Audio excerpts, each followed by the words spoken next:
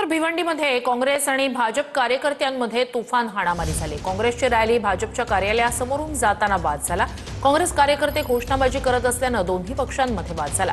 दोन्ही गटांकडून दगडफेकीसह बांबू फेकण्यात आले। भंडारी चौक नारपोलीमधल्या वॉर्ड क्रमांक 20 मधली ही घटना आहे। भाजप उमेदवार यशवंत टावरे आणि काँग्रेस उमेदवार जितेंद्र पाल यांचं कार्यालय रस्त्यात समोरासमोर आहे।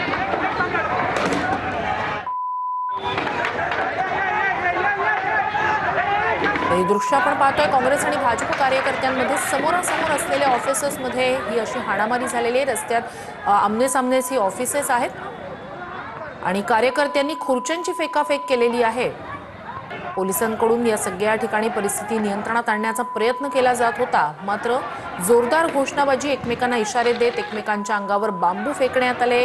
खुर्च्यांची सुद्धा फेकाफेक झालेली आहे।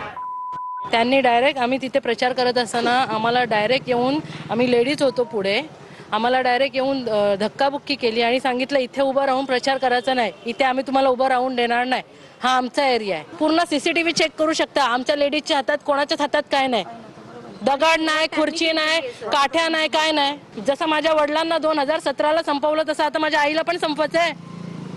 हेच कट आहे ना। पोलीस सोबत असताना आमच्या बरोबर पोलीस गार्ड आमच्या बरोबर असताना ही गोष्ट घडलेली आहे। ते नसते तर काय झालं असतं, याचा जाब मला उत्तर पाहिजे।